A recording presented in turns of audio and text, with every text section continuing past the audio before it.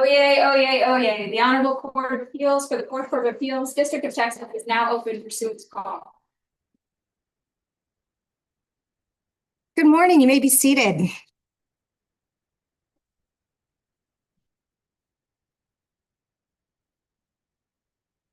Welcome to the Fourth Court of Appeals. The court calls 424-383 CV, San Miguel Electric Cooperative, Inc. versus Lee Franklin Lively, Arthur Wayne Swain et al. Can I get announcements from the parties, please? Your Honor, Melanie Fry, David Vanderheider, and Marty Truss for the appellant, San Miguel Electric Cooperative, Inc. All right. And Ms. Fry, will you be arguing or will all three of you be arguing? Yes, Your Honor, just me. Just you. Got it. All right. Thank you. Good morning. Sam Houston on behalf of the appellees, along with Hyman Brenheld and Aldo Dyer. Okay. And I'll be doing the argument this morning. Perfect. All right. Thank you both. And as you know, San Miguel, you'll have 20 minutes. You'll have 20 minutes and you'll have 10 minutes. All right. You may proceed.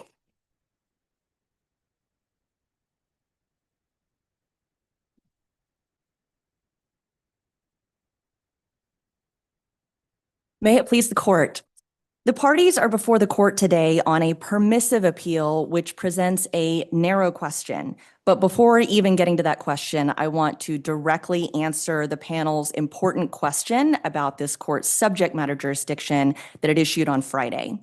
The panel asked whether the original summary judgment order, which was signed in August of 2023, disposed of all claims against all parties and was therefore Lehman versus Harcon final. The answer is no. Three things I want to point out from the record for the court. First, the initial summary judgment order and the amended summary judgment order were not identical in the relief that they granted. In the first order, the trial court declared that the deed did not expressly reserve any rights to lignite. In the amended order, that declaration is different. The trial court says the deed did not reserve any rights to lignite. The distinction is material because in the first order, the trial court said it didn't expressly reserve the rights. In other words, the word lignite doesn't actually appear in the text. Neither party was actually contesting that. That wasn't actually the question that we had brought to the court. So it didn't actually adjudicate anything, much less the entirety of the case. The amended summary judgment order did purport to answer that question. Maybe more importantly, though, there are claims and defenses that neither of the summary judgment orders have disposed of and that still remain pending now as we stand here in this permissive appeal. The plaintiff's live pleading had two counts, one for declaratory judgment, the second for attorney's fees. Defendant's live answer had 5 affirmative defenses, essentially saying that even if this legal question is decided against us, plaintiffs are stopped by a number of theories and we still are entitled to mine the tract. And those affirmative defenses, I think it's important to point out, those were actually filed timely, but after the date that plaintiffs had filed their motion for summary judgment. So obviously they weren't moved on. They weren't at issue. In addition, San Miguel had a counterclaim for its own declaration that the Franklin heirs were obligated to allow us access to the surface tracts for the purposes of mining lignite. And so that counterclaim wasn't adjudicated. So at a minimum, you have plaintiff's claim for attorney's fees, you have our affirmative defenses and our counterclaim. If you look at plaintiffs— Try, if I may interrupt you. Yes, sure. What is the scope of our review? Are we deciding who owns the lignite? Or are we, that would be like a trespass to try title case, or are we just reading the deed, the declaration act, declaratory act? It's an excellent question. San Miguel absolutely thinks that this is only properly pleaded as a trespass to try title, that they are in fact asking the court to make a declaration of rights. We've argued that to the trial court and she denied our special exceptions on that point and said they are allowed to go forward with their declaratory judgment action. Because this is a permissive appeal, the question before the court is, did the 1931 partition deed reserve rights to lignite in its reservation of all coal? That's the question for the court on permissive appeal. There are other points of error that have already arisen in the trial court below, but I think the scope of the court's review is limited on the permissive appeal. There are other things that we would otherwise appeal from a final judgment. The other thing I want to point out on the jurisdictional question, and then I want to move right into the merits, is simply this. The appellees have consistently and repeatedly acknowledged that neither of the summary judgment orders disposed of all parties and all claims. I'm going to give just a couple examples. Even before the first summary judgment order, they told the court, we haven't moved on the affirmative defenses because they were filed after the motion. After the first order is entered, the plaintiffs agreed to extend the time for discovery. Which, why would you do that if nothing was left? They actually argued for the entry of a protective order, not saying that nothing was left, just saying that the scope of discovery had been narrowed. There were 2 hearings, one in February of 2024 and one in April. At those hearings, the plaintiff said, Judge, we need to formalize a ruling on the affirmative defenses, so acknowledging they still remain pending. And then at the April hearing, if the court were to grant these motions and deny defendants, then in our view, all that's left in the case is a hearing on injunctive relief and attorney's fees. And if the court is so inclined, a motion for entry of final judgment. So again, they're acknowledging, now we don't agree that's all that's left, but this is them telling the court, we even still have requests that you would need to rule on.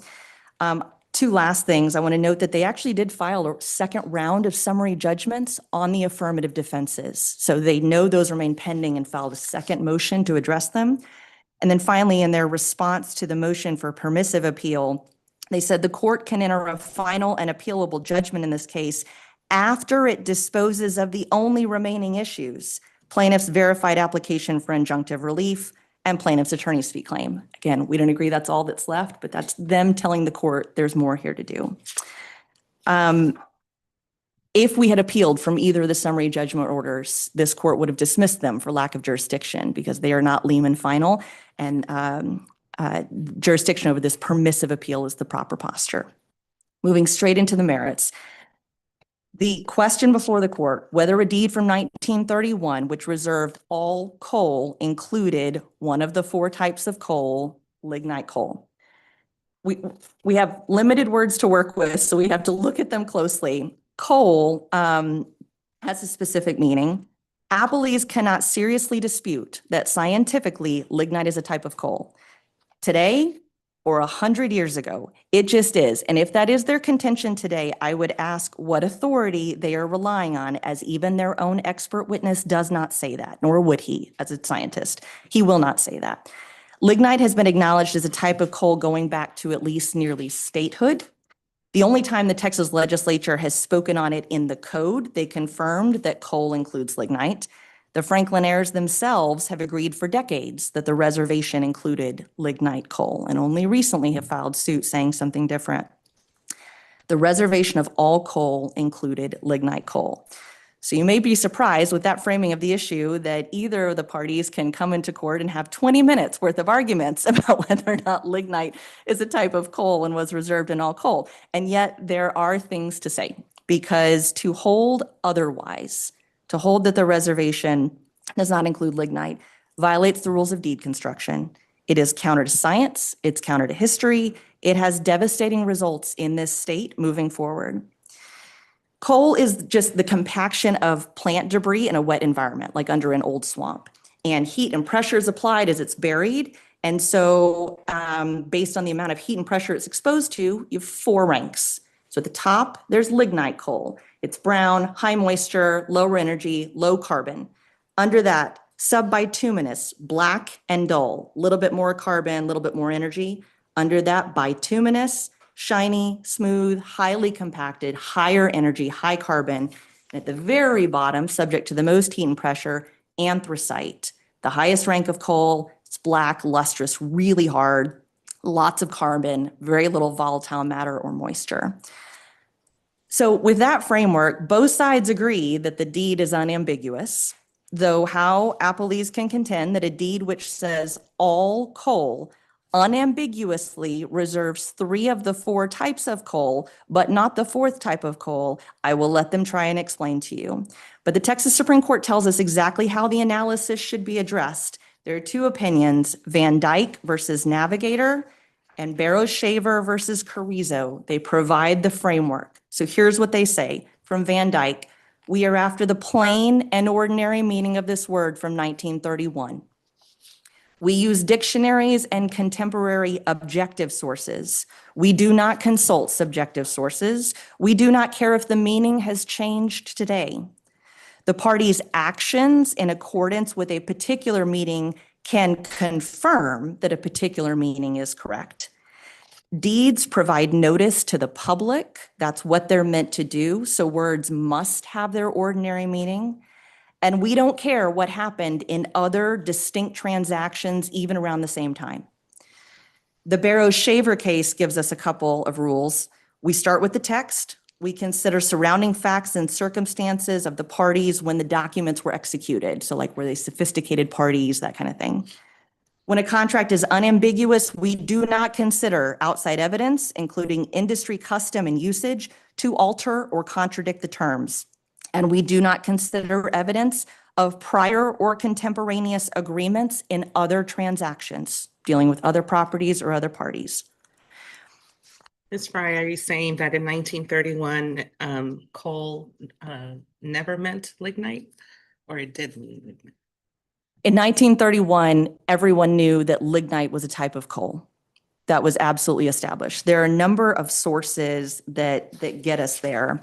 If we start with the document itself, this reservation of all coal is in there 15 times. So you have, it's not just up front where they're kind of reserving this undivided interest. It certainly is there, right at the top. But after each conveyance of the surface estate, all 12 of them to all the Franklin heirs, it's in every single one. So it's making clear, it's almost as if to say, this will affect your surface estate. This is going to disrupt that. The full phrase is actually all coal and kaolin. Kaolin, which requires surface disruption, right? So they're putting it 12 more times after each surface grant, saying, this is going to matter to you, right? And then it's again at the end. We have two other references to it. So you believe all coal is all types of coal? All types of coal, absolutely. The other objective sources, to answer your Honor's question of what did it mean in 1931, we've cited a number in our brief, the 1865 Handbook of Geological Terms. That's really old. And my point there was just, it always has been. We're not like seeing a change or a shift, just consistency. In that handbook, lignite or brown coal is listed among the types of coal. An 1892 report commissioned as part of the Geological Survey of Texas explained that lignite is denominated brown coal. Then you've got the Texas Supreme Court in 1901 using the term lignite coal. We cited two more cases, 1910, 1911, using that term lignite coal. 1913, the language is anthracite, lignite, or other kinds of coal. So we're pretty close in time, and this is how it's described. And then the American Society of Testing Materials published standards confirming that lignite was a type of coal in 1934. So we absolutely think that that was the understood meaning of the word coal in 1931. Barrow-Shaver says we look at the surrounding facts and circumstances at the time that the contract was executed. I think it's important to note that the only known type of coal on the Franklin Ranch is lignite. It was the only known type of coal at the time that this was executed back in the 1930s. So if all coal does not include lignite, then this reservation is meaningless. San Miguel Electric Cooperative, is a not-for-profit electric cooperative, and the sole function is to mine lignite that they then give to their power plant, which is right there at the mouth of the mine. The power plant is engineered to consume only that type of lignite found there. They cannot ship it in from Wyoming or anywhere else and have it processed. It only works, it's only configured and engineered to process that particular type. And the lignite under the Franklin Ranch, the coal at issue in this appeal, is the only source of lignite coal to supply that power plant in the future. That's all for the life of the mine. The power plant, as we put in our brief, it supplies ultimately power to the residents of 47 counties here in South Texas. And San Miguel has expended millions of dollars since 2006 preparing to mine the Franklin Ranch. We have mineral rights from 75% of the mineral owners. And now the Franklin heirs' contention before the court is that all those millions of dollars expended for power generation in South Texas all the decades in which they have confirmed that they understand the meaning, that's all meaningless. So the answer to the question before the court does have real and important consequences. And so that's the context. Let's continue to look at the language. We looked at the word coal pursuant to your honor's question. Let's look at the word all. All, we actually found the Webster's Dictionary from 1931. And the word all is defined to include, one of the definitions is every kind. So both all of and every kind of are within the definition. Plaintiff's theory is that all just means quantity, just means 8/8 or 100%. That's clearly wrong. The Franklin Heirs' own cases that they cite use the word all to talk about the type of mineral reserved and not the quantity. In the Hughes case, for example, they analyzed the types of interest that passed in a mineral deed and whether causes of action was among the types of property rights that was conveyed. So that's a case they cite looking at the type that was conveyed. The Gonzalez case, which they cite, also analyzed the type of interest conveyed, said nothing about 8/8 or a quantity. The Williford case that they cite also debunks that theory because the reservation there was 1/2 of all minerals, oil, gas, and other minerals. And what did the court's analysis focus on? The type of mineral reserved, not the amount. And then, of course, we cited in our brief 3 Texas Supreme Court cases where the Supreme Court analyzed the meaning of the word all. And it's interesting because they absolutely refuse to stray from the common sense and plain meaning of this word. They're almost snarky in their delivery and the way that they talk about it. They use phrases like, the grant could not be clearer. All means all. And another one, they say, all losses means all, in italics, losses. Even when it meant saddling a rental car customer with paying for a car that was stolen, even when it meant saddling a novice contractor with the risks of building a pipeline, because to the court, all risks means all risks. You can almost hear it where they're like, this is the plain meaning of this term. All means all. To go with the appellee's argument, you have to rewrite the reservation and make it read all coal except lignite. That is what we cannot do. For all the machinations and arguing that appellees do in the brief, that's where you would have to get to affirm the district court's order, to a place where the phrase all coal does not mean all 4 types of coal. We used an analogy in our brief that I think holds true, and it was, if all dogs go to heaven, is there any question that the poodle gets to make the trip? I was going to ask like that. Another one that came to mind, if you don't like dogs, you can eat all of the wedding cake. Each layer has a different flavor, but you don't get the top layer. It's all of a cake.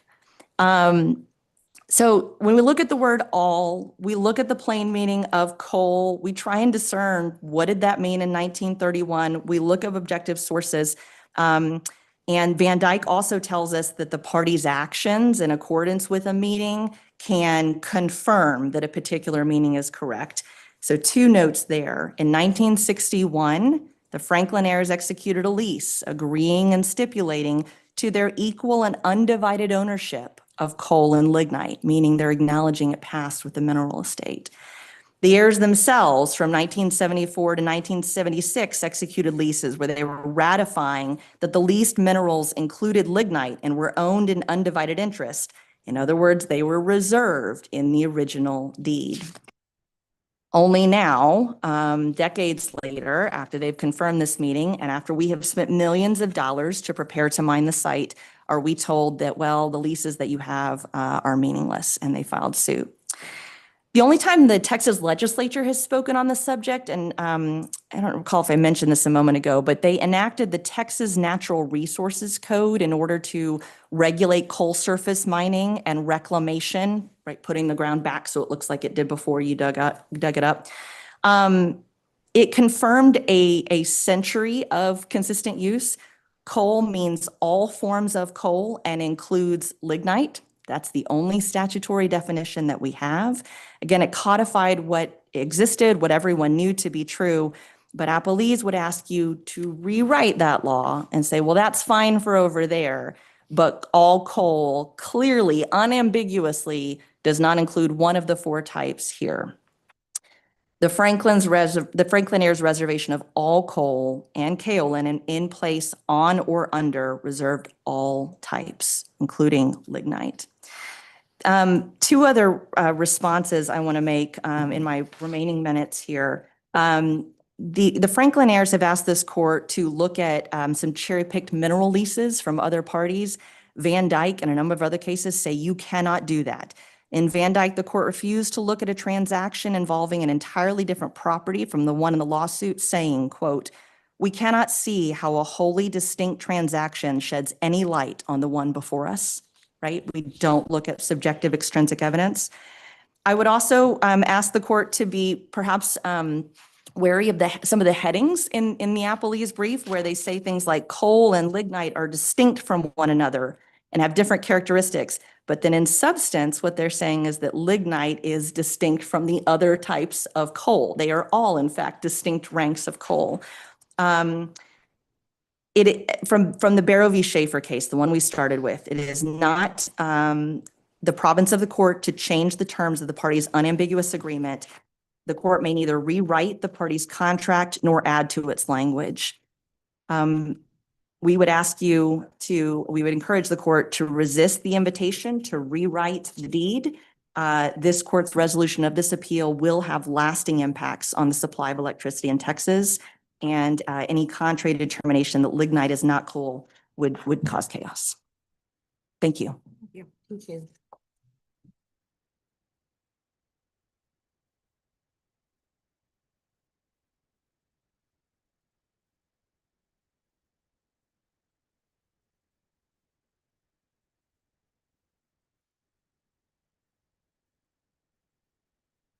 May it please the court.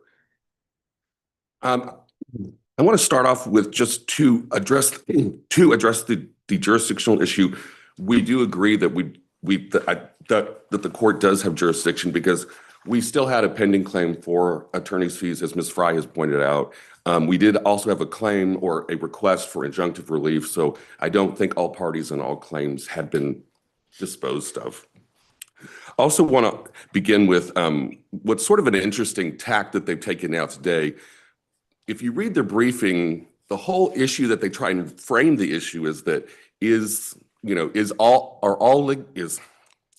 coal lignite, and but that's not the issue that is presented to the court here today. It's what was reserved in that partition deed back in 1931. And that's really a very narrow issue. It's just a deed construction issue. And apparently we have some general agreement on the general rules, like that Van Dyke is a case that should be followed. But there are several problems with it. And we begin with just the general notion or just the general fact that the word lignite does not appear in any part of the partition deed. And so you have to then essentially rewrite that deed to say that there was some other thing in there. So I want to go through a couple of points here. First, Texas law does not permit a party to impliedly reserve an interest. And our position is for you to say that lignite is somehow impliedly reserved would violate well-established rules. We've cited the Perryman case and the Raylick case. And there are cases that are discussed in our briefing, and I'll direct you to pages 31 through 34, that show that there's a distinction in deeds that where coal is being reserved and where lignite is being reserved, and that this notion that they're always one and the same does not actually hold true in the case law. And our other big disagreement is all. And what does all mean? Well, all of the cases, and we have cited them, that San Miguel is relying on are just different. They don't involve deed construction cases. I think she mentioned one about whether or not a contract, like an insurance contract or a rental car agreement, and what does all mean? But our position is all in the context of a deed construction issue, it really does refer to a quantum. So how much was being conveyed? Because as a general fact, if you don't have a quantum in a deed, then the conveyance is void. And we've had directed the court to W.T. Carter versus Ewers, 131 Southwest 2nd, 86. And so, Excuse me, I have a question for you. sure. Okay, so I understand, and I agree, it's probably easier to separate the all and the coal. So we'll just talk about just the coal. San Miguel has, in their brief and this morning, talked about coal. The term coal includes lignite. They talk about the Natural Resources Code. They talk about the handbook, the geological terms, and that lignite and coal sound like the same thing in 1931 as they do today, using documents actually that predate the 1931 deed. So talk to me about that before we talk about all. Okay. What do you have to say about the documents that actually say that lignite and coal are one and the same, essentially, that lignite and coal are one and the same? Well, our contention is back in 1931, and we've cited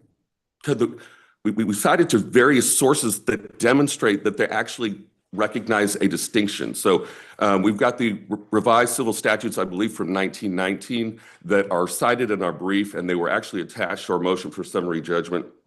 And in those instances, the Texas legislature was actually recognizing a distinction between coal and lignite.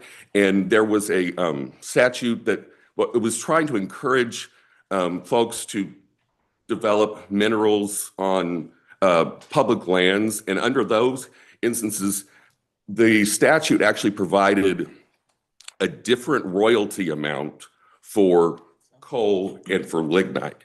And so very clearly, there is a distinction. And if you read the cases, there is also all sorts of discussions about if you want to reserve an interest in lignite, you need to say lignite. If you want to reserve an interest in coal, you need to say coal.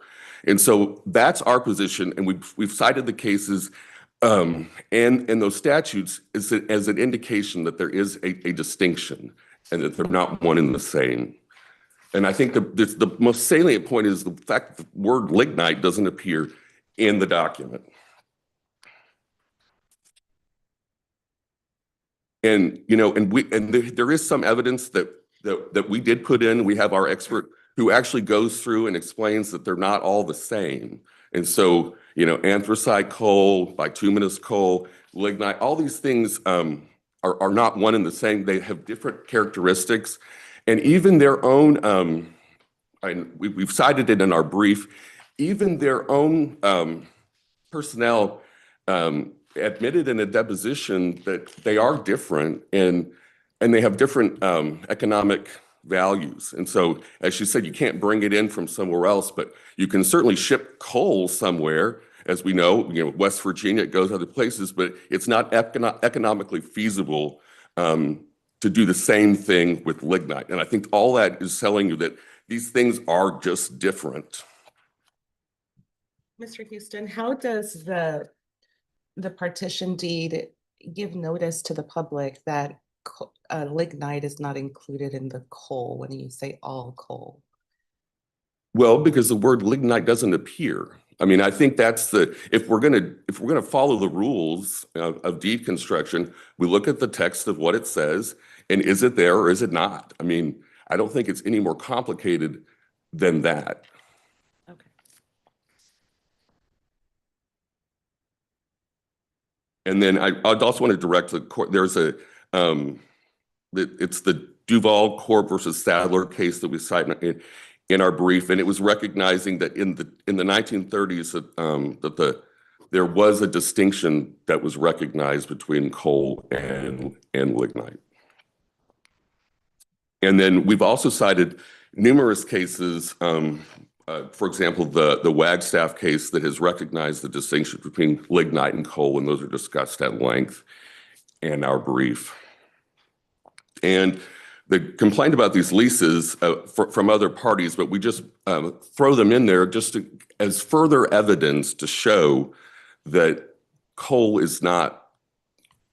lignite is not necessarily coal in the context of this deed.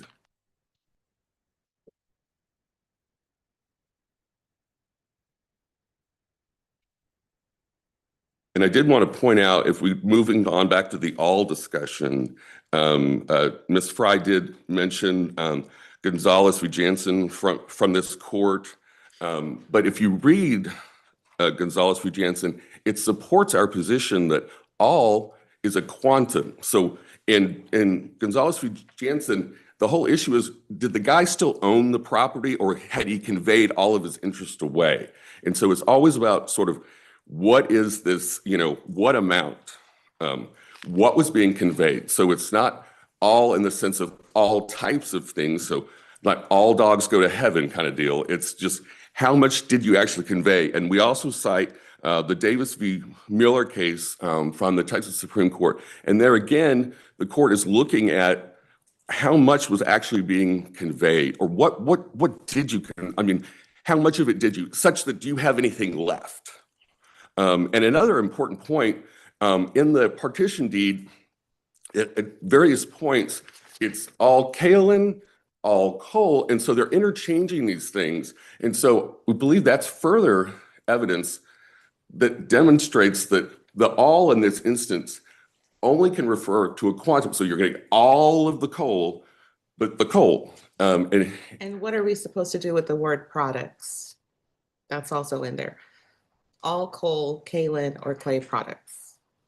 Well, it doesn't say lignite.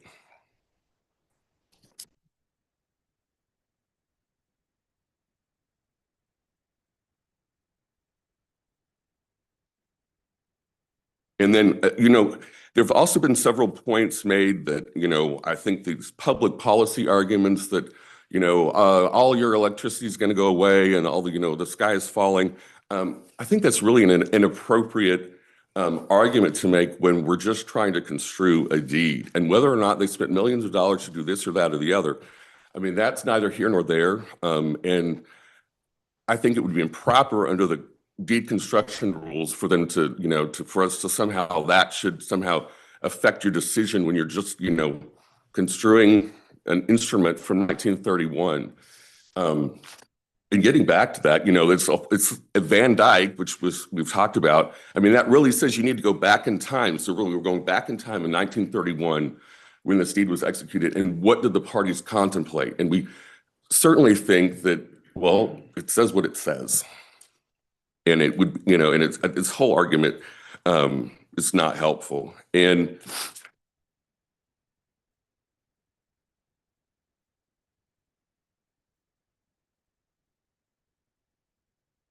Do you have anything to say about the other case that was cited by Ms. Fry? She specifically talked about Van Dyke. It sounds like you think that Van Dyke is favorable precedent for your side. yes, And then because, she talked right. about Barrow Schaefer. So would you like to address that and whether or not you think that case also is favorable for your side? I think Barrow Schaefer just, well, yeah, I think it's helpful. Because it's just reciting all of these general rules about how you construe deeds. And I think Van Dyke's very helpful for us because it says you need to look at the time that the instrument was executed and what were the people, like what were their intentions and what would people have been thinking about? And so like in Van Dyke, part of the issue is like, 1/8. And so is it like 1/8? What does 1/8 mean? If you got half of 1/8, what does that mean? So, well, there the court said, well, the 1/8 in that instance, at the time that the deed was executed, 1/8 meant the entirety of your mineral interest. So it'd be, so 1/2 of 1/8 really is really 50%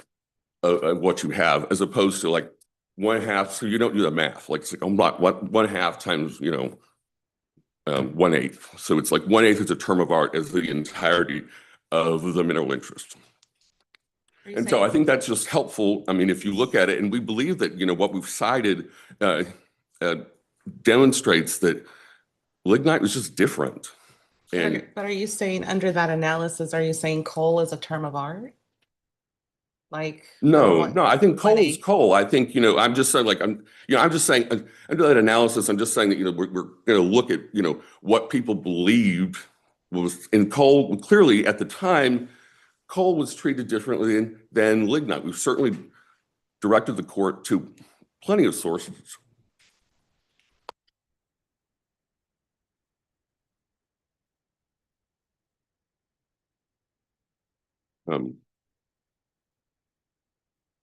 And I'm gonna go back to that. I just don't know if I made that point very clear about the fact that all kaolin and all coal, those words are being switched around. And so I think that that's further support for the notion that all means the quantum or the amount.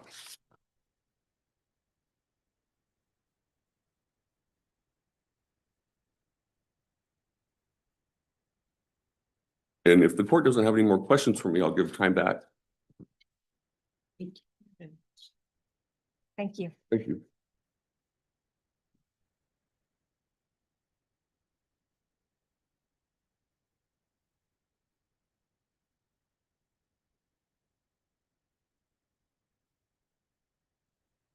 May it please the court.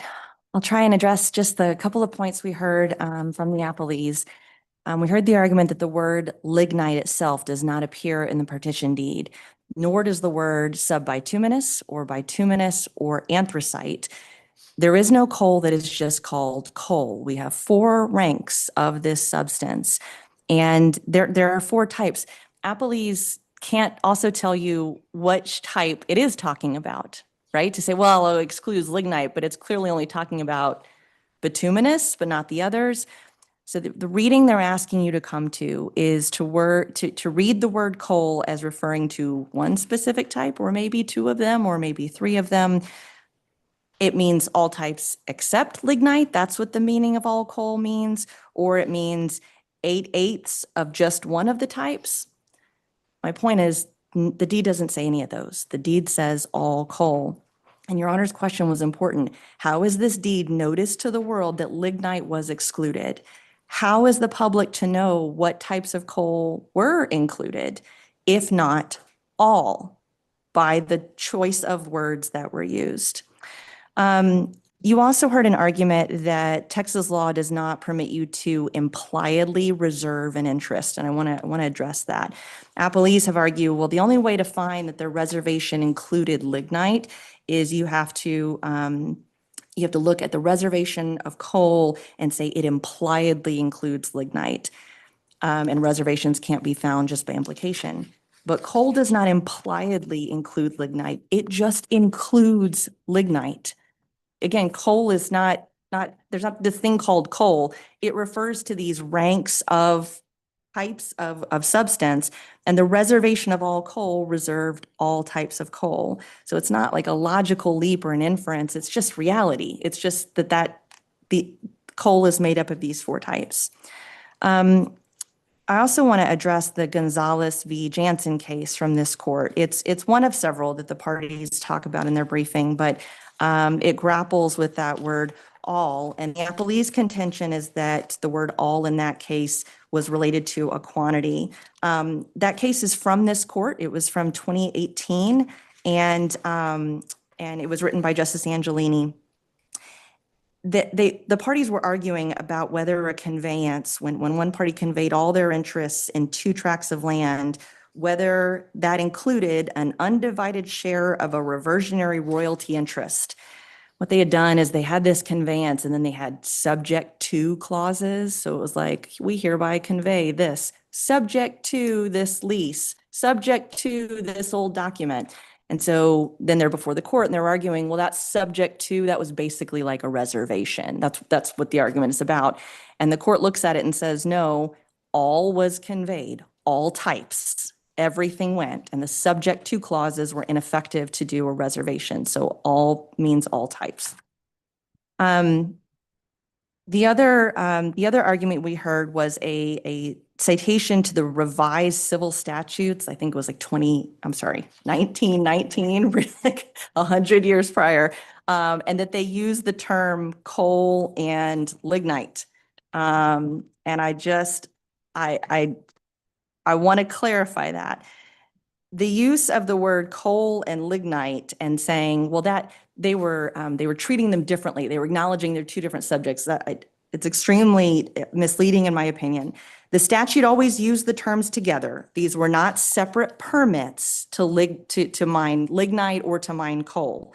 Rather, the commissioner, quote, shall issue to the applicant or his assignee a separate permit for each area applied for, conferring upon him an exclusive right to prospect for, develop, and put out coal and lignite.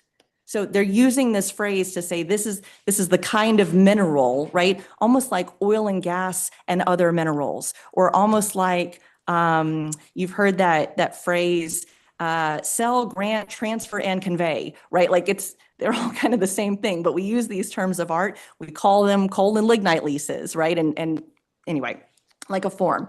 One interesting thing about that old statute is that in that section on coal and lignite, using it as the phrase always together, right? They actually talk about the right to fell trees, meaning like cut them down. And that's unique because that's absent from the next section on other minerals. They're trying to make it clear, like this means we're going to disturb the surface, whereas other minerals, it's like shaft, right? Like it's like straight down. But they're using this phrase not to try and say that lignite is not coal. No source would say that lignite is not coal. That's not what's happening there. But that statute is concerned with, can you take down the trees in the area that you're mining? It's going to disturb the surface, that kind of thing. Similarly, in the more modern statute with the Texas legislature, it's like a reclamation statute, right? They're concerned about like, do you put the grass and trees back after it's dug up? And so they're specifically saying coal includes lignite. Like we want to be clear, all depths, all of it is included. Even the kind that's like closest up that may make you kind of have to dig all the dirt up and then put it back, because that's what that statute is concerned with. Yes. Do you think that we would be here if San Miguel had checked off mining for coal in their application with the Texas Railroad Commission? That's a fair question. I think we would still be here. I think we'd still be arguing this on permissive appeal. Again, I think because the only type of coal there is lignite, because it is surface disruption, we're strip mining, that it was accurate to say that. Because we are not mining to, all depths, right? There's no anthracite there, so we're not going for it. Whether I think that would have changed the district court's mind, I'm not so sure. When it was addressed at the hearing, the judge actually said, I actually don't care about that. That's a totally separate proceeding. They have their reasons for doing that. That's their form and they have their own stuff. I'm just worried about what does this deed actually say in front of me. So she kind of dismissed it and said, actually, either way, I'm not convinced by whatever. It's bureaucratic, it's administrative. That's just something they had to do because it's kind of for a different purpose about what you're going to do with the land. So that's the way she treated it. But it's not different than what they've already done in mining for coal, correct? What we've already done on the tract in mining for coal, that's right. It's surface mining, that's right, for lignite. And we started preparing the Franklin Ranch in 2006, and like it's ready to go, but because of the lawsuit, are not currently doing it there. But currently, that is the way that we are mining another part of the tract.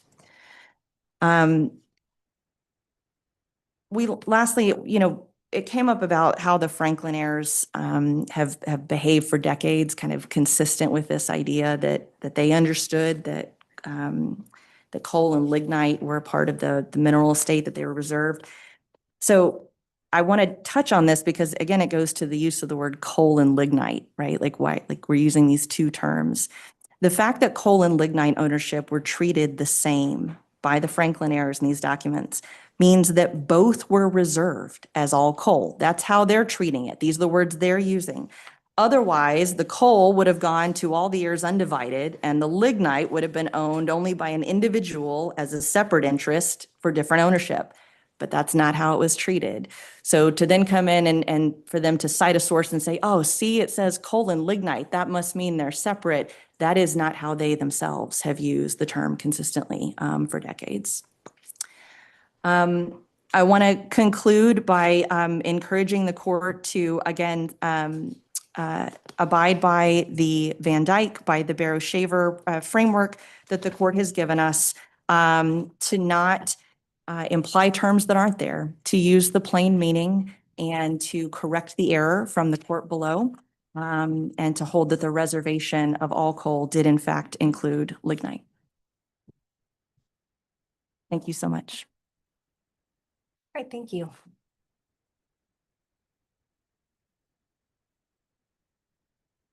This case has been submitted and we are in recess. Thank you both.